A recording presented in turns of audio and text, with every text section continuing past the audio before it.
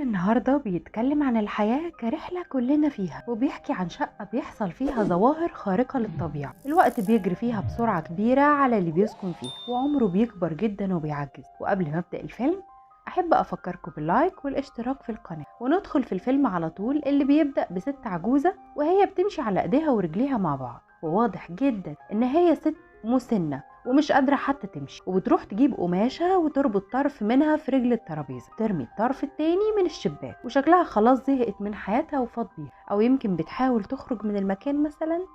المهم انها قررت تهرب بأي طريقة. فجأة الست دي وهي بتحاول تنزل رغم سنها الكبير ايديها بتفلت، لكن لحظها او بمعنى اصح لسوء حظها بتفضل عايشة، ورجليها بتتعلق في الحبل. لكن مرة واحدة الحبل بيتشد من الشقة وبترجع شقتها من تاني، والشبابيك بتتقفل، وخلاص واضح ان هي هتكمل عمرها فيها. بعد مرور كام شهر بتيجي بنت اسمها آنا، عندها 25 سنة، وبتبقى جاية علشان تأجر الشقة دي، وبتبص عليها وبتكون الشقة بالنسبة لها مش بطالة.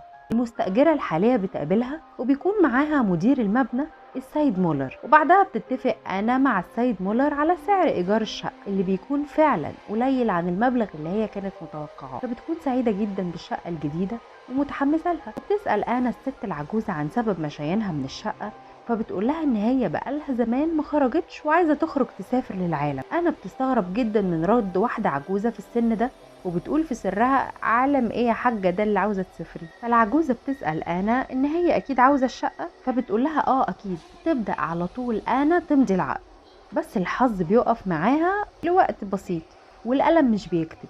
بس الست الكركوبه دي بتكون عامله حسابها ومجهزه قلم تاني ومستعجله جدا ان انا تمضي على العقد. وبعد ما مضت بتكون مجهزة الشنطة، بتاخدها على كتفها وبتمشي، وأنا خلاص بتكون مضت على العقد اللي هيكون مصدر جحيم بالنسبة لها. السيد مولر بيسلم أنا مفاتيح الشقة وبيعرض عليها المساعدة لو احتاجت حاجة تتصل بيه، وهو يقوم بعدها هو كمان وبيمشي. بتبدأ أنا تنقل في المكان وتنظفه، أو بتدهن جزء من الشقة باللون المفضل بالنسبة لها، ولمت كل الحاجات اللي ملهاش لازمة بتاعت المستأجرة القديمة اللي قبلها. وبمجرد ما خرجت ترمي الزبالة، ترجع تلاقي الحيطة مش مدهونة والشقة رجعت مطربة من تاني. حتى الفاكهة اللي كانت جايباها اكتشفت ان هي بتدبل وبتسود.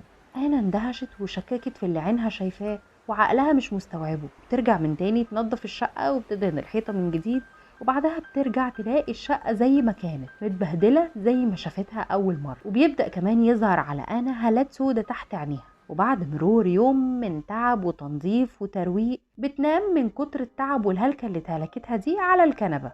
بس فجأة الراديو القديم اللي موجود اشتغل لوحده، ولما تقوم علشان تطفيه ووشها بيجي في المراية، وبتكتشف ان وشها اتغير قوي. تاني يوم انا ما سكتتش، وبتنزل للسيد مولر اللي هو مدير المبنى، وبتتهمه ان هو دبسها في شقة مسكونة، وبتطالبه بمبلغ التأمين اللي دفعته، وبتهدده كمان ان هي خلاص هتمشي. والسيد مولر لما بيطلع العقد اللي هي مضت عليه، بيقول لها ان في بند كده ما ينفعش ان انت تسترجعي بيه مبلغ التأمين، وكمان مش مسموح لك تمشي الا لما يجي مستأجر جديد. السيد مولر بيكون كاتب الكلام ده بخط صغير قوي، لدرجة ان انا اخدت عدسة مكبرة علشان تشوف.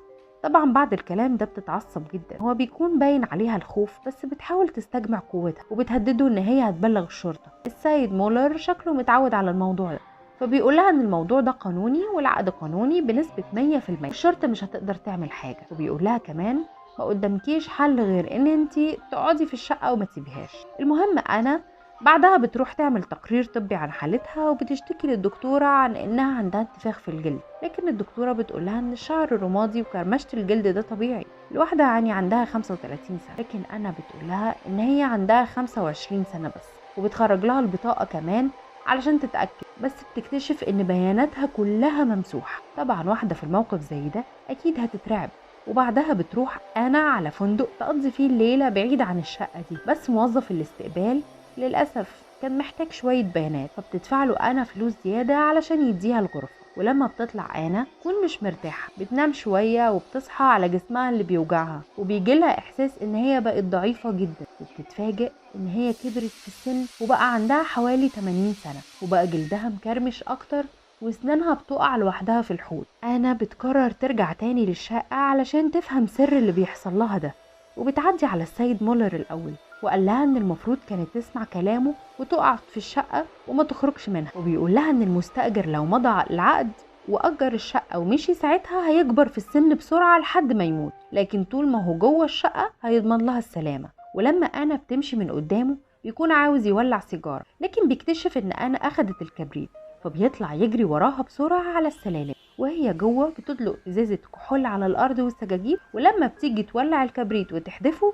بيطفي، والنار مش بتمسك في المكان ولا بيحصل أي حاجة، حتى انها كانت بتحاول تولع في نفسها وتنتحر، بس كل المحاولات بتاعتها كانت بتفشل، وفجأة بتقعد تكح وبتكون مش قادرة تاخد نفسها. مولر بيكون معاه المفاتيح وبيدخل بسرعة وبيطلع من بقها قطعة قماش كانت هي اللي مسببة لها الاختناق، وبيقدر ينقذ حياتها، وبعدها بيجيب لها حاجة علشان تشرب، وهو بيقعد يحكي لها شوية عن الشقة، وبيقول لها ان المبنى والشقة دي موجودين بقالهم اكتر من 30 سنة، وكل اللي بيأجروها بيكبروا في السن في خلال ايام، ووراها صورة اطفال مدرسة كانوا جم سكنوا فيها قبل كده وكلهم كبروا في خلال ايام. ودي كانت اشهر حادثة لدرجة ان هي وصلت للصحف والاعلام وعملت ضجة كبيرة جدا في البلد وساعتها وزير الاسكان حاول يدمر المبنى، وبعدها لقوا وزير الاسكان ميت موتة بشعة في خلال ايام في شقته. من ساعتها والحكاية دي متسابة كده متعلقة، وبيرجع يقول لها إدارة المبنى ده شغله، وهي اللي جت بنفسها تاخد الشقة ومحدش أجبرها على حاجة، وحلها الوحيد إن حد يجي يأجر الشقة مكانها. بعد ما أنا بتاخد الصدمات دي كلها في وشها بتقرر تروح لحبيبها دانيال، بس هو طبعا مش بيكون متعرف عليها، تحاول تفهمه اللي حصل بس مش بيهتم بيها ولا بكلامها. وبعدها بتيجي صاحبتهم الجديدة بعربيتها علشان تاخده، بتكون مستعجلة جدا عشان تتفرج على شقة جوازهم، ودي حاجة طبعا تصدم آنا تاني، ودي كمان بتكون فرصتها انها تعرض عليهم الشقة يسكنوا فيها، وهي تحاول تحرر نفسها من الشقة الملعونة دي. وبالليل في الشقة وأنا نايمة كالعادة الراديو القديم بيشتغل لوحده، وفي حاجات كمان بتتحرك في الشقة من نفسها، وإضاءة اللمبة بتنور وبتطفي لوحدها كده، وحاجة آخر رعب. ولما بتصحى بتلاقي أشباح الشقة مقدمين لها أكل على الترابيزة جنب الكنبة اللي نايمة عليها، بس بترفضه وبتاخده ترميه.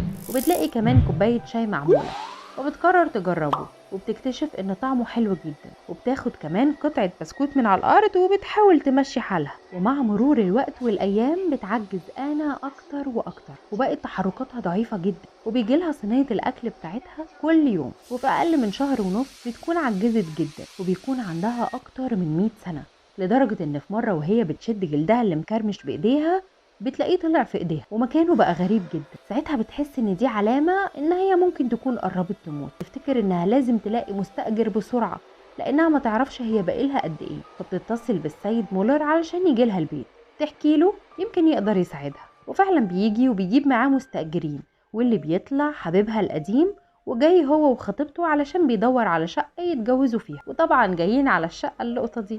انا كانت مترددة انها ما تقولش لحبيبها على الشقة، وبتقول جوه نفسها ان ده احسن انتقام ليه.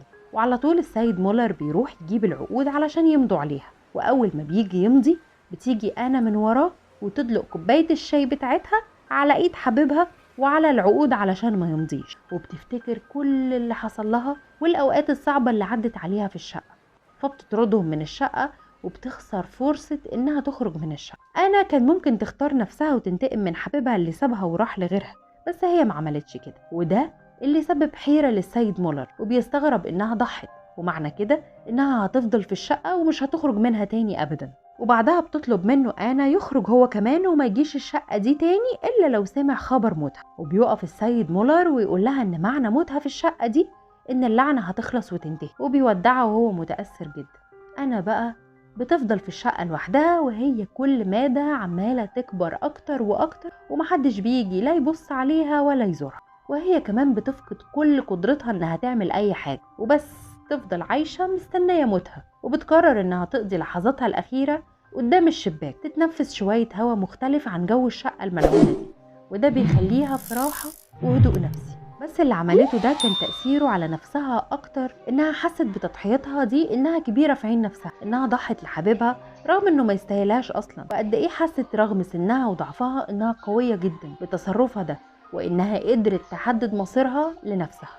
وبتقعد على الكنبة وهي مستسلمة، وبتطلب من الأشباح اللي في الشقة إنهم يسيبوها تعيش اللي باقيلها بهدوء، وبتفضل كده وبتموت في مكانها. وبعد أيام جسمها بيبدأ في التحلل، وبيبقى جزء من الكنبة اللي قاعدة عليها، ومش بيتفضل غير هدوم بس على الكنبة، وحتى دي بعد فترة بسيطة بتتحول لخيوط بتدخل في نسيج الكنبة وبتبقى فرش زي اللي موجود عليها.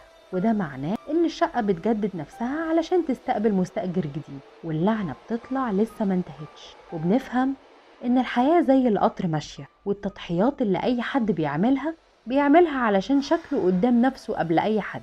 انا كان ممكن تنتقم من حبيبها وتبان انها ملهاش دعوة، انما ضميرها ما سمحلهاش وما هنش عليها الحب اللي كان بينهم. وفي النهاية كل واحد بياخد دوره ومحدش بيموت مكان حد. ودلوقتي بيفضل سؤال، لو كنت مكانها كنت هتأجر الشقة ولا هتعمل زي ما عملت؟ ده كان فيلم النهاردة. ما تنسوش اللايك والاشتراك في القناة، واكتبولي رأيكم في التعليقات، واستنوني في فيديو جديد.